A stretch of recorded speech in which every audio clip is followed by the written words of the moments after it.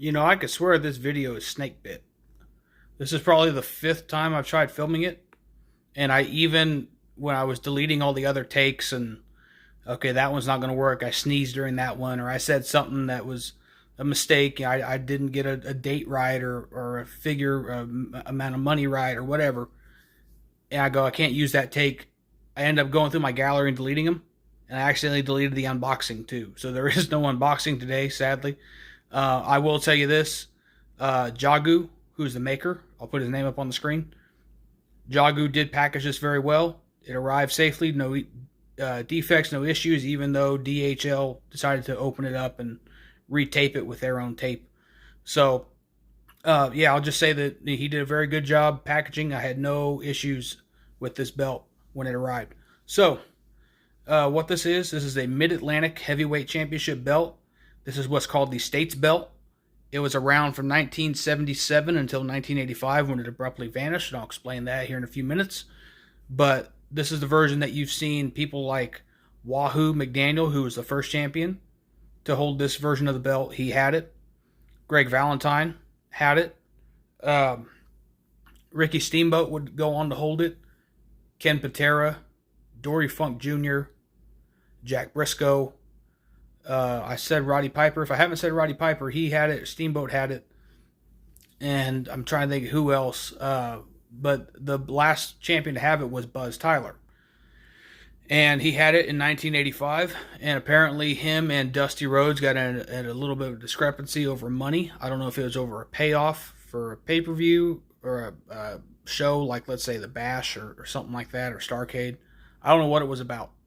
But Buzz felt like Dusty owed him money, and Buzz just said, I'll keep the belt, which is what the same thing Jerry Lawler did in, the late 80s, 87 or 88, Super Clash 3, I think is what it was.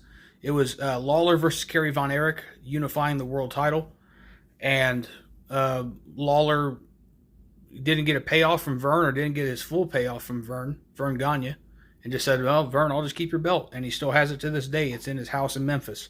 So this belt ran me $315. I was told initially it would be a 4-week manufacturing time. It turned out to be 6 because he had to make me another strap. But I wanted to check out more of Jagu's work because I have an HD. I say that in air quotes because it's not really. I'll explain that in a second. His HD offering that he offers, and I also have seen his SD on my friend's belt. My friend has a AEW All Atlantic belt that he won on a raffle from Mendoza Craft, Antonio Mendoza. So it has Mendoza's leather, but Jagu's plates.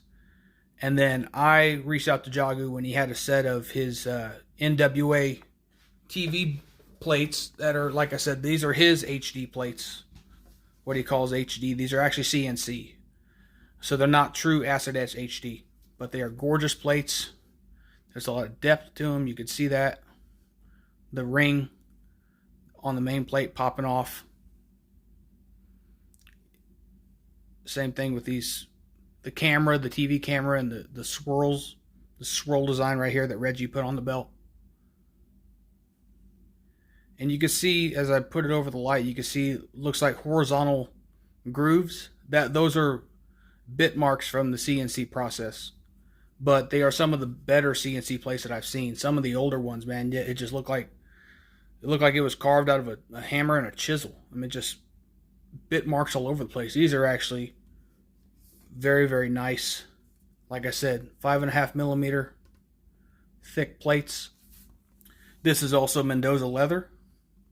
This is something I reached out to Antonio about. And I had an idea in mind. I loved this belt, but I always feel like belt makers put it on a very bright red strap. I wanted something more oxblood red, a little bit more maroon, that looked closer to the belt on TV. So I shot him some ideas. I told him I wanted the snap boxes black and NWA stamped in the snap boxes, just like the one on TV.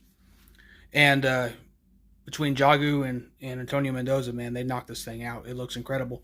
So those are the two other belts from Jagu and Mendoza, for that matter, that you would have seen on my channel. So this is, like I said, this is his SD, and this was $315, leather and all. Had I opted for his HD, I'm assuming he hasn't done Acid S HD yet. All I've seen are CNC, which he calls HD. That would have been $355. So for $315, I am floored with the quality that he's got, because like that's for me handling the belt right there. It's not an imperfection. It was just a smudge from a fingerprint. Same as like up here. But yeah, this thing, no plating issues really. No pitting. No bubbling from the plates. Everything looks really nice. Everything's legible as far as what's on the main plate. You know, the states are painted in nice. Now, what's not legible, which is the difference between HD and SD, is like right here. The banner above the NC for North Carolina, you can't make that out. As well as Virginia. It's a Virginia side plate. You can barely make out the word Virginia, but the Latin text that's below it, you can't make it out. As well as, that's a woman standing over a man. I've looked at the Virginia state flag because I was wondering myself what it was, and I was going to put a picture up side by side, but then I realized doing a Google image search that woman actually has one of her tits out. So that's not going to happen. I don't need my video flagged. South Carolina, palm tree and a moon, pretty, you know, I don't want to say basic, but pretty, there's not a lot going on, right? A lot of negative space. And then this is the old Georgia flag before they, I'll say fixed it, but before they changed it, where it had a Confederate flag on the damn thing. And then State of Georgia, 1774. They've since revamped this, so it no longer has a Confederate flag. 2x6 female snaps, 2x8 male snaps. And then the backing is not burnished, but for $315, you cannot really expect it to be burnished. If it was $1,000, I'd say yeah. But it also is not real leather backing either. It is vinyl, so it's hard to, I don't think you can burnish vinyl onto leather. I think they have to be the same material. Leather on leather. But still very nice. No kinks. No warps. I'm not seeing any overlap from like the front side of the belt or any gouges or anything. You know, I mean, it's a pretty clean belt. And like I said, he had to make me second strap, because the first one he sent me, the snaps were incorrect. I told him I wanted 6 snaps over here with the female snaps, and then I wanted 8 male snaps, and he sent it to me and he had 7 male snaps and he had a 2x8 female snaps. I was like, well, it's not going to work, man. So like I said, this belt came in 77, left in 85 in Buzz Tyler's hands, and recently Buzz Tyler's widow is on a Facebook page that I'm also on about the NWA, and somebody had asked, do wrestlers get to keep their belts? You know, if they drop a belt to somebody else, do they get to keep the one that they had and there's a new one put in place? You know, how does that work? And typically, no. Typically, the belt that was used when Harley Race had the NWA World title, that's the same belt that Ric Flair had, and the same belt that Dusty and Kerry Von Erich and Tommy Rich and all those guys. So same thing here. So reason I'm bringing it up is Buzz Tyler's widow actually said, I still have the States belt that Buzz kept when he left over money with Dusty. And I'm going to put photos up. I've actually gotten to see these photos of the original States belt. And you can see that over the years, the, how do I want to put this? The paint has worn off in certain areas, especially like in the States. They got rid of that. There used to be red and blue paint in these 2 little grooves that run along the perimeter of the main plate. One used to be red, one used to be blue. But, and also this little pattern down here is different than, they got their artwork wrong. And I didn't realize that until after. I've seen every maker do this. It's not Jagu. It's not something that he specifically did or whatever. It's just, you can see there's a George Levy or George Levy, the original maker, he had a trophy shop down in Tampa. He's the one that got contracted to make the belt back in 1977. Yeah. So this is the belt circa 1985. And you can see that that little pattern there on the bottom is different than the one I have. And then there's also like a grooved, textured pattern that runs along the perimeter of the main plate. Right in here. So, and then also there's these rivets or screws that hold it on. Or at least they appear they do. I don't know if they actually do. They might just be for decoration.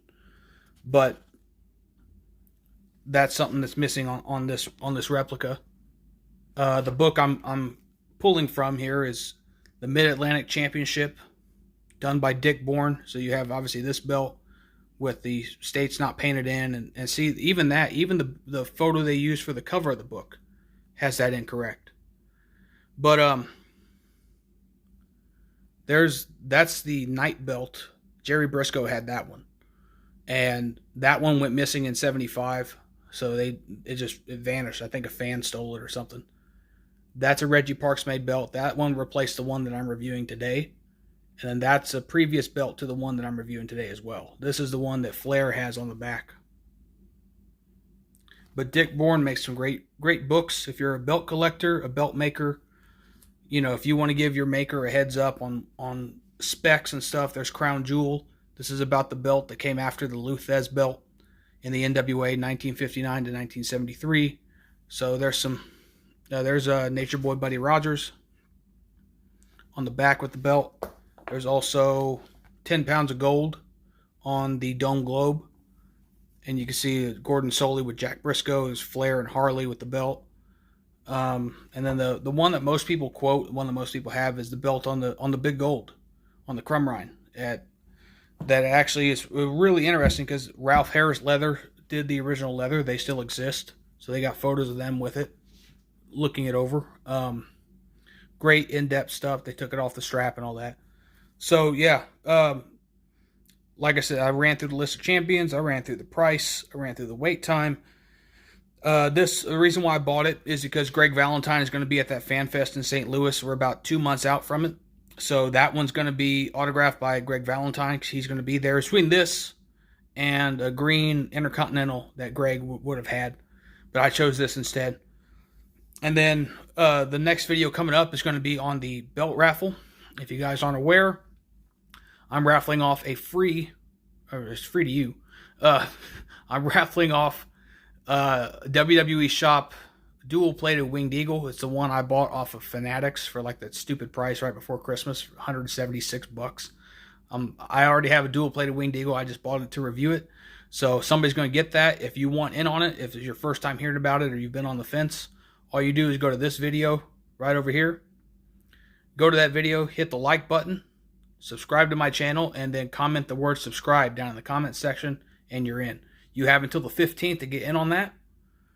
And the video is going to be posted on the 17th. So I'm going to close the drawing, close the entry on the 15th. The 16th is when I'm actually going to do the drawing and notify the winner that they've won. And then the 17th is when the video goes up and everybody's going to see the results. And if you have entered, all I'm going to say to you is make sure you watch your notifications. Make sure that you have your notifications on for your YouTube so you can be notified that you won. And also look out for scammers. Look out for somebody trying to impersonate me that also has a photo of Bill Burr as their YouTube account photo. Don't fall for that. I'm actually going to put that on the screen right now of what it should look like when I reply to somebody. It'll say Mr. Cynical 92 in the comments section. I will ask for an email address to contact you, so we can privately exchange shipping details, and I'll privately be able to send you a tracking number and all that good stuff. So that's coming up. That'll be next weekend. And then as far as future belt videos beyond that, I still need to. I'm lucky. I caught a week of layoff. I don't have to go to work this week. Don't worry, I still get paid. But I still have to modify and repair my Winged Eagle. After the fire happened, it made the paint very dull and it got charred. So I'm going to use paint stripper to strip the paint off and repaint it. And then that belt, that SD Winged Eagle made by F Club VK, is actually going to be for sale. I got another Winged Eagle in the works That'll be coming in around the first week of April. And then there's another belt that I'm going to order. And it was one of the belts that didn't make it through the fire. It didn't look as good as it did going in. And all my other belts, a lot of my other belts cleaned up. This is one of the ones that didn't. And I've wanted another one, but due to recent events, I'm not going to go through the same maker. I'm going to give a new maker a shot. And I guarantee you the one of the people affiliated with this maker is already watching this video. So I'll be in somebody's inbox here soon about a new belt. So anyway, that's all I got for now. I will see you guys down the road. Hope some of you make it to the Fan Fest. You see me. Big, stocky built Mexican with a ponytail. Can't miss me. I'll be having this belt and the NWA tag and a dome globe and getting all that stuff signed. Come up and say hi. Anyway, yeah, like and subscribe. If you want to in on that raffle, go to that video. And I'll see you guys later.